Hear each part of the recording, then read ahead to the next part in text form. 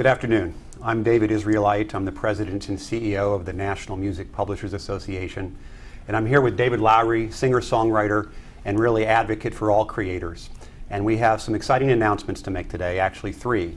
The first is, today we are announcing the promotion of the second wave of the top 50 sites on the internet that we believe traffic in illegal lyrics. We last visited with you on November 11th of last year to announce the first list of 50. And we're here today to follow up with a second list of 50, all of whom have received takedown notices from NMPA on behalf of songwriters and music publishers that we represent. We had a total of about 17,000 different URLs that were taken down that included participation by over 40 music publishers in the United States. The second announcement is to report on the progress from the last list of 50. We are very pleased to report that a significant number of those sites have either taken down the infringing comment or actually decided to license and become business partners with songwriters and music publishers, including the number one site on that list, Rap Genius. The third announcement is, unfortunately, some of the folks on the last list did not comply in respecting the rights of songwriters. And so yesterday, we filed suit in the Southern District of New York against two of those sites, seeklyrics.com and lyricstime.com. And we expect that, like all of our previous suits against these types of sites, we will be successful. And so now I'd like to turn it over to David to talk a little bit more about his efforts in protecting the rights of songwriters. Hi, I'm David Lowery, and as a singer and songwriter, I'm very much involved in this effort to get as many lyric sites licensed as possible. For one, lyric sites have been, in some ways, a success story. We have a lot of licensed lyric sites. They provide some revenue to artists. We have robust ways of licensing these sites, and so I'm happy that this is happening. I'm also here in my capacity as the guy who compiles the list of what I call UGA's undesirable lyric websites. I make this list of 50 websites that appear to be unlicensed. I don't definitively say that they're unlicensed. And but after looking at the best sources possible and doing as much due diligence as possible, these sites appear to be unlicensed, right? So I've just come out with the second top 50 lyric websites, and we're going to start going through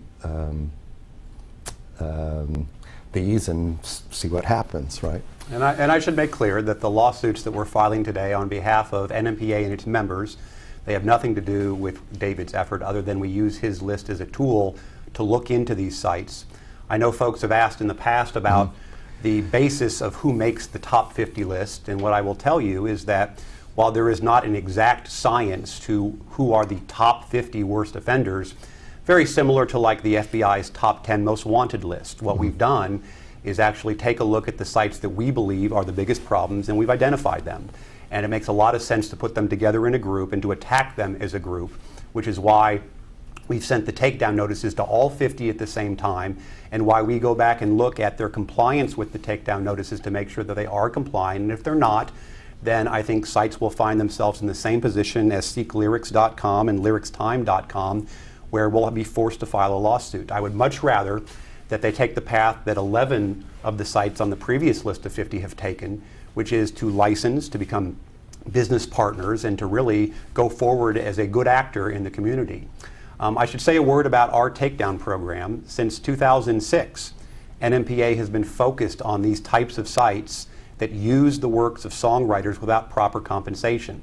And as we said in the last press conference, it's not our intent to shut these down. It's not our intent to sue them. What we really want is a vibrant legal marketplace, which is why we invite these sites to go to places where it's very easy to license. There are aggregators like LyricsFind, Music's Match. It's not a hard thing to do to become a legal licensed site.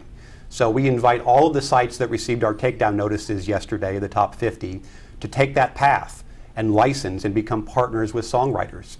If you choose not to, however, then you're likely to find yourself in the same place as these two defendants are going to be now in court.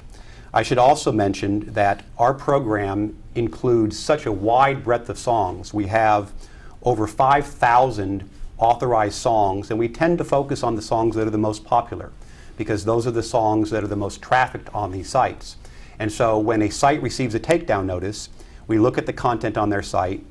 We go to our library of about 5,300 different compositions that we've been authorized to use on behalf of dozens and dozens of our member music publishers. And we send a takedown notice. And we hope that that takedown notice leads to a licensed situation. The next best thing is for them just to remove the content and stop doing what they're doing in an illegal fashion. And then unfortunately, sometimes we're forced to take the step that we're announcing today, which is the filing of a lawsuit, where we expect, like before, to be successful, since these sites have absolutely no defense to use the works of songwriters without proper compensation. And so we've invited those who are participating on the webcast today to submit questions. So if you'd like to do so, please go ahead and enter those now. And while we're waiting for the first questions to come in, let me just repeat how appreciative I am, and all songwriters and music publishers should be, of the efforts of David Lowery.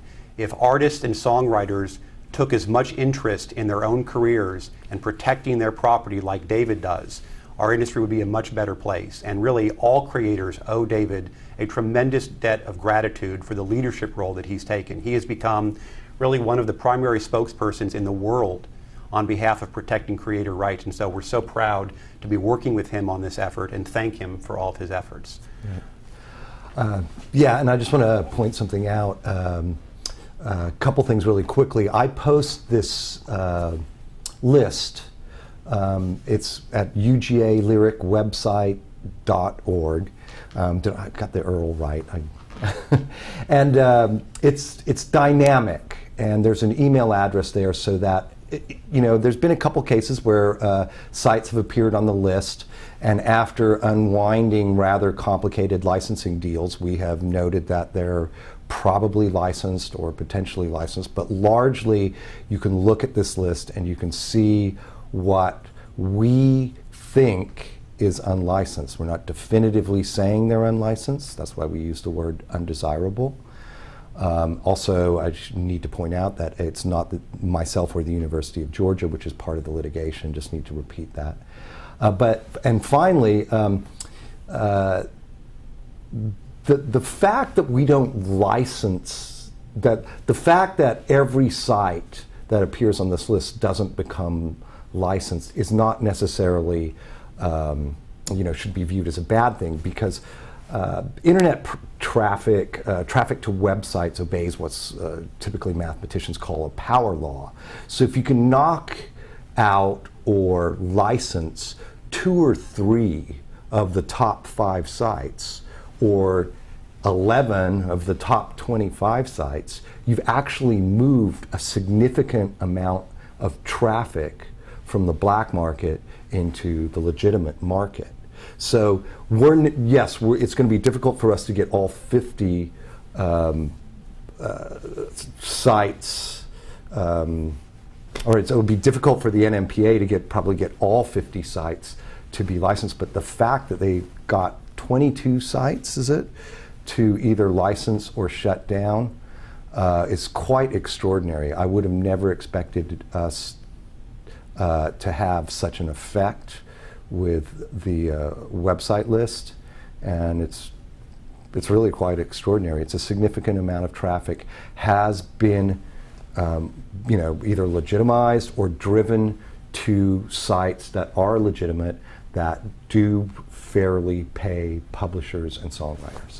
And that's a great point. We think that every day on Google there are more than 5 million searches with the term lyrics in it. Mm-hmm. And that more than half of them in the past have been directing folks to illegal sites. And what's interesting is that I think that most fans would rather be directed to sites that are licensed and legal, because they're fans of the actual creators as well.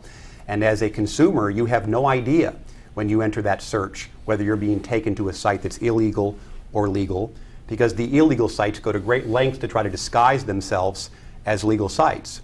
So this really isn't the fault of the consumers. They're looking for a legal product. It really is something that we need to do to help the marketplace provide choices of only legal sites. Right. And that's really what our goal is with this effort. And so we've had a question about how many of the previous 50 have actually licensed. The answer to that is 11 of the previous 50, including the site that was number 1 on the list, Rap Genius, which we made an announcement about that previously and about our settlement with them. And 11 others have taken down, and over the remaining 28, we obviously are suing 2 of them that we're announcing today, but we're in discussion with many others of those, and we expect that we're going to have a very high rate of either license or takedown. Otherwise, we'll continue our effort with these lawsuits.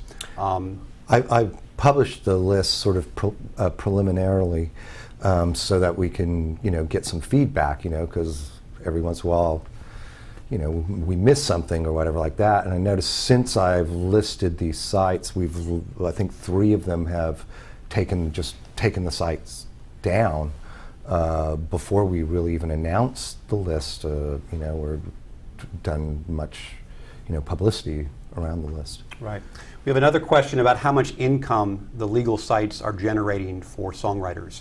The answer to that is, while I don't have a specific dollar number for you today, we actually are going to be making an announcement at our annual meeting on June 11th, where for the first time we are going to be releasing some very accurate industry data that tracks the income streams that go to songwriters and music publishers. And as part of that announcement on June 11th in New York, we'll be talking about how much money goes to songwriters from lyric sites. But what I'll tell you is that I've spoken with several music publishers and songwriters, and they've seen a significant increase in the amount of revenue that's coming to them from these types of sites. And what's more important is that as they're losing other sources of revenue, this is something that helps make up the difference so that a songwriter can actually make a living with their craft, which is a real challenge in today's environment. So it's an important income stream and a growing one, and one that the more that we do things like this, the more that we hope will drive traffic to legal sites, which will generate revenue for those songwriters. I should also point out that if, considering that, a lot of the streaming sites are advertising supported, and, a lot of the most of the lyric sites, legitimate lyric sites, are advertising supported, you shouldn't see a huge difference between the amount of revenue that comes from streaming and lyrics. I mean, it depends whether it's an audio ad or it's an ad on a page view, but it's, if you look at any individual page view, it's going to be down in the, the hundredths of a penny or micro pennies. I'm not really sure exactly, but it's not going to be hugely different than streaming, right? And there's also some anecdotal data that searches for, lyrics may be eclipsing searches for downloads for songs. So it's actually really important that we have a good sort of legitimate marketplace for lyrics, because it is a popular search term. Right. We had a question about other types of uses of lyrics, and it's true that there are uses of lyrics beyond these types of websites. One that I'll mention specifically is the use of lyrics in music videos. It is becoming increasingly popular to put the lyrics actually on the video itself with music videos. And for folks that have been following this issue, NMPA has been working for a while now to try to make sure that songwriters are properly licensed for all music videos. We've had previous announcements with Universal record label, Warner record label. We expect more announcements soon. And we're very focused on getting music videos licensed and cleaned up, as well as these types of illegal lyric sites. But you do see a crossover where a lot of music videos are using lyrics, and I think that that will become increasingly our focus to make sure that not just that music videos are licensed, but in particular the use of lyrics in those music videos are licensed, as they become a greater source of revenue when sites like Vivo and the Warner Music Channel on YouTube are becoming very popular sites for consumers to go to get their music. Right, and just to remind the civilians out there who aren't in the music business, a lot of times the songwriter is not the performer. So the performer may be getting the publicity benefit of the video, but the songwriter is not. And that's why it's only fair that the songwriter receives some of this, some revenue for lyric videos. That's great. So for those watching on the webcast, obviously if you have further questions you'd like to ask individually, feel free to contact us. We'd be happy to give you more details about the lawsuits. We'll obviously track their progress and make announcements as developments happen. We appreciate your participation today, and I'll just end by again thanking you for everything you're doing to protect these rights. Appreciate it. And a message to those sites that are on this list that receive takedown notices, don't think that you can ignore these, because as the 2 sites that are finding out that we've sued yesterday are finding out, you have a very easy choice to make. You can do the right thing and license. You can do the next best thing and just take down the infringing content, or you can find yourself where these 2 new defendants are going to find themselves in a really bad place. And that's not our desire. We're not going after fan sites or blogs or things like that. We're focused only on sites that are trying to make money off the use of these lyrics. And we think that that's the proper focus. And so our last message, I guess, would just be do the right thing. Yeah. Thanks so much.